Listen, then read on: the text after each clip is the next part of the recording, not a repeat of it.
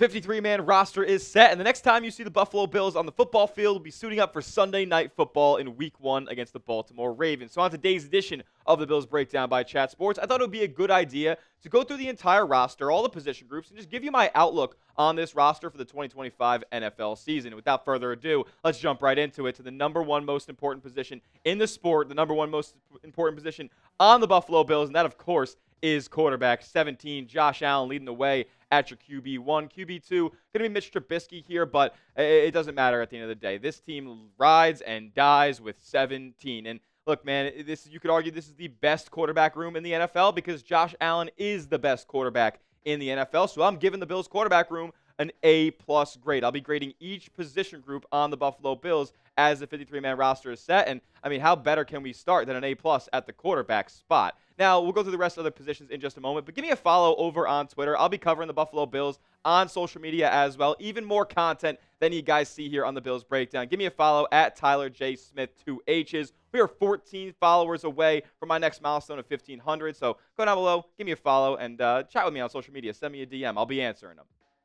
Let's move on to the running backs room here. James Cook leading the way. Obviously got that 4-year extension, $48 million, and there's going to be high expectations on Cook's game now. Back-to-back 1,000-yard seasons, and now the Bills probably are asking for a little bit more out of James Cook, even though he had a monstrous 16-touchdown season in 2024. You got Ray Davis backing him up. He's a nice bruiser in between the tackles, can also give you some pass protection help as well. Ty Johnson there is your third down receiving threat back as well. And Reggie Gilliam there, going to provide you a ton of special teams work and at that fullback spot when Buffalo decides to have a heavy run formation. And I'll give the running back room an A-.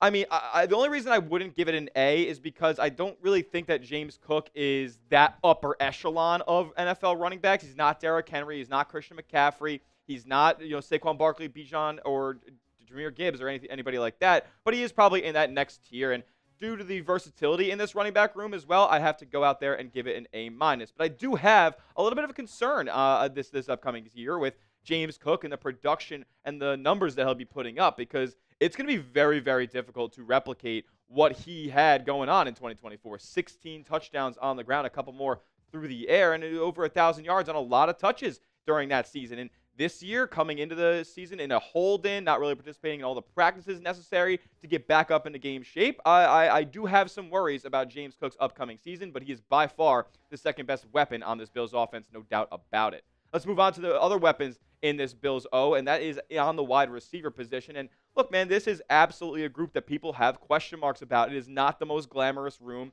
in the NFL. Joshua Palmer is a guy who a lot of NFL fans don't really have good grasp on at this point, and I think he's going to surprise a lot of people. Khalil Shakir, yeah, he had a good season last year, but if you really boil it down, it was only 800 yards, and the contract extension he got is only $15 million a year, so that has him around like the 20th to 30th highest paid receiver in the NFL. And then Keon Coleman there, second-year player. A lot of people have super high expectations for him. Even his teammates, they're saying that it is night and day, and Keon Coleman is about to terrorize the NFL.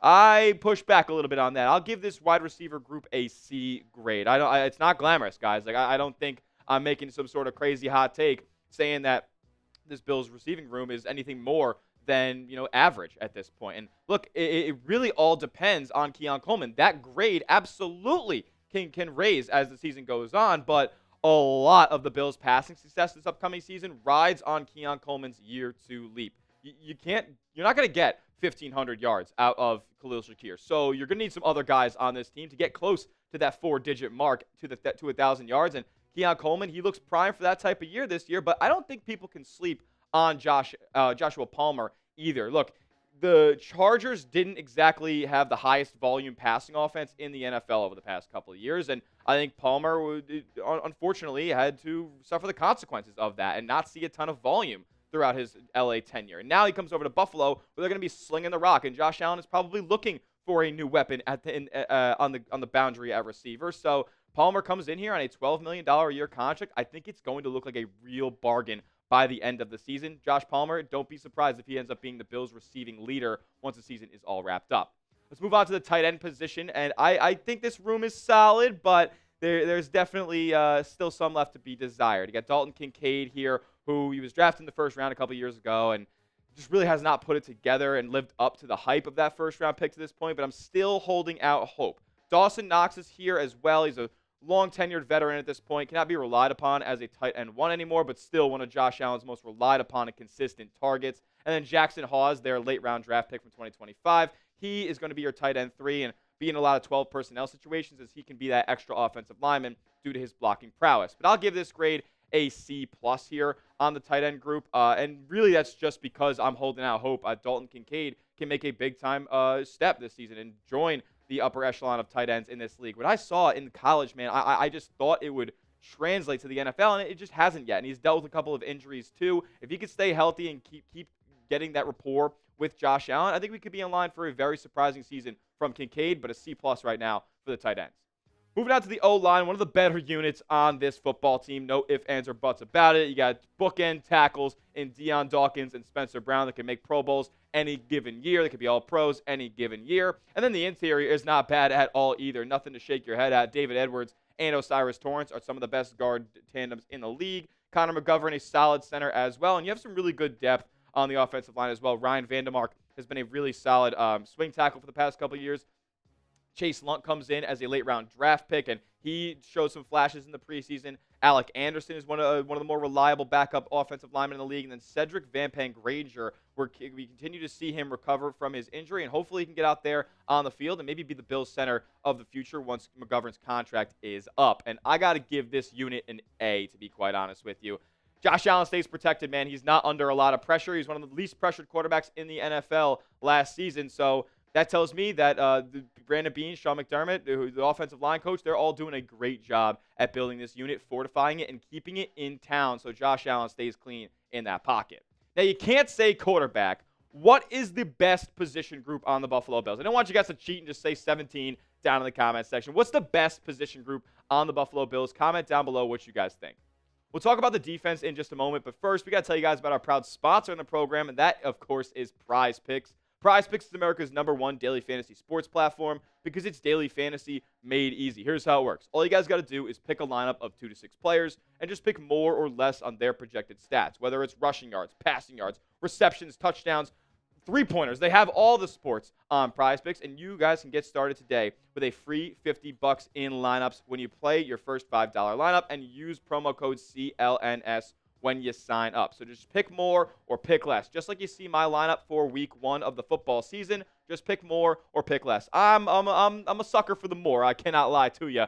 James Cook, more than half a rushing or receiving touchdown. Josh Allen, more than 31.5 rushing yards. And then they give me a freebie. Can't even take the less on that. Dak Prescott, half a passing yard. Give me the more on that and get my multiplier up to 6x. You can tail my picks or fade them. Just do it at Prize Picks. Download Prize Picks today.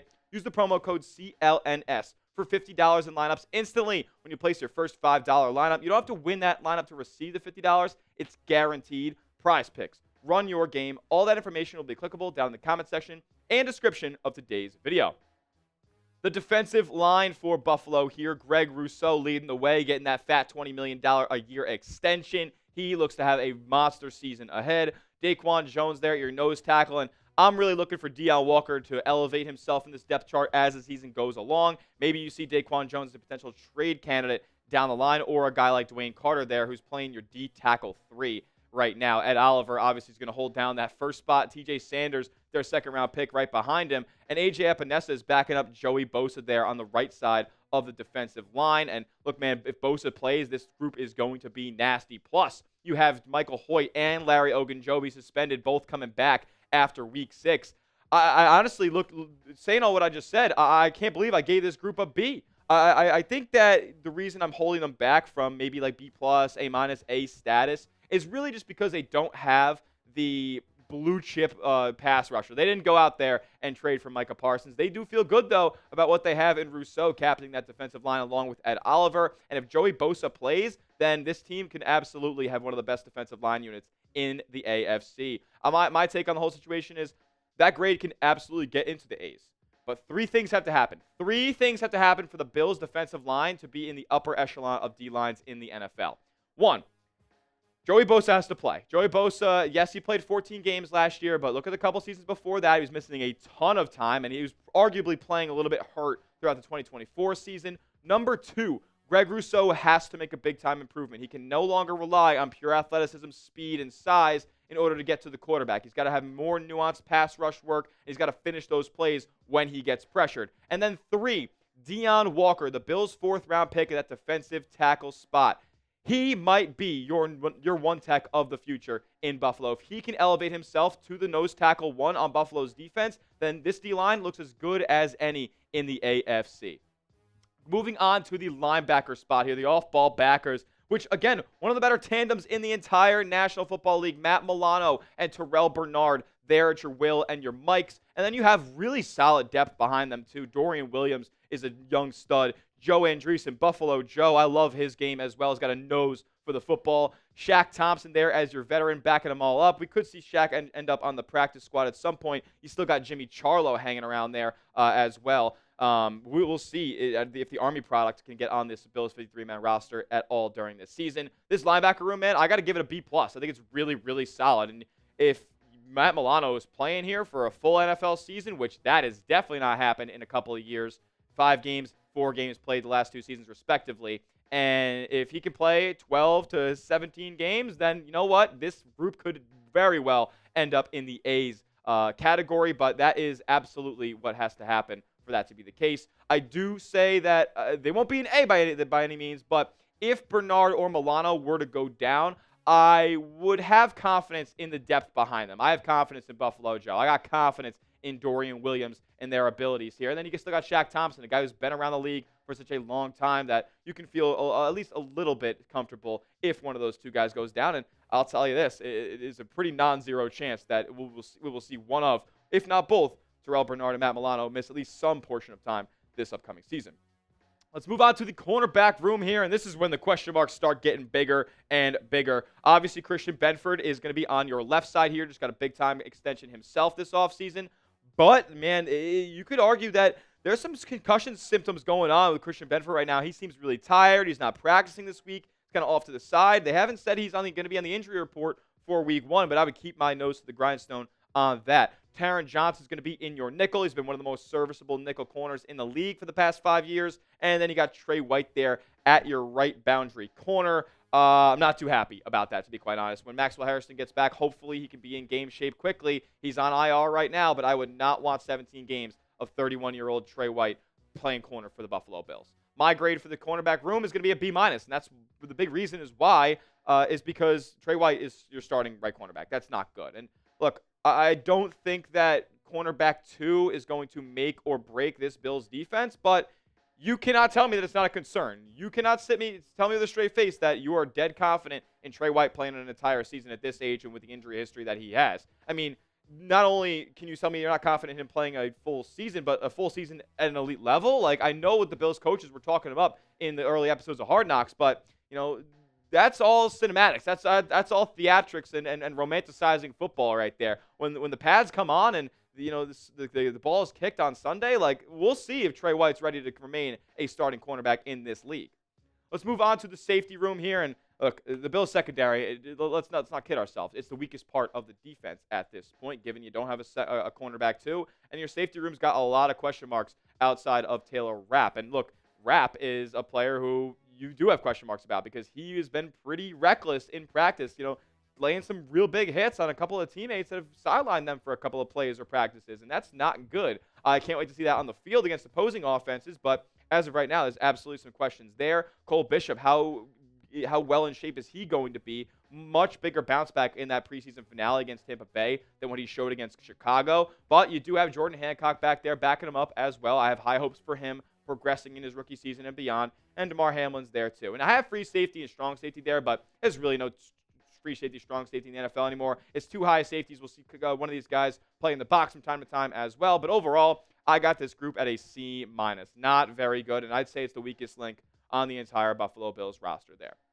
Unlike the linebacker room, if one of those guys goes down, Rapp or Bishop, that's bad news. It's really, really bad news. The Bills probably would look to bringing up Jordan Poyer off of the practice squad if that were to happen, but my fingers are absolutely crossed. I'm on my hands and knees praying that the Bills will not have any injuries to their safety room this upcoming year, because if they do, the back end of this defense is looking really, really cooked. What do you guys think? Back to school season. Get your red pens out. grade the Bills roster for the 2025 NFL season for me down in the comment section before we get out of here. A, B, C, D, or F. What's the grade you got for the Bills this year? My overall grade's a B+ here. Look, I don't think that they have a dominant defense. A defense that you could consider top 5 in this league, like they maybe had in the early years when Josh and the Bills were making the AFC Championship game and the divisional. Like those defenses, I would argue, are better than the one you see that we've showed you today. So I give it a B+. A lot of this grade is carried by number 17 under center. So I think it's one of the better rosters that Josh has had all around throughout his tenure. But that defense, especially the back end of it, that third level, definitely raises some concerns for me. We can talk about it more on Twitter. Hit me up at Tyler J. Smith, 2 H's because the name's common, but I am not. And make sure you are subscribed to the channel, Bills Breakdown. We're rapidly approaching 6,000 subscribers. Can we get there by week 1? If you're a diehard Bills fan, you want free content every day, go subscribe to the channel. We'll see you guys in the next one. And as always, let's go, Buffalo.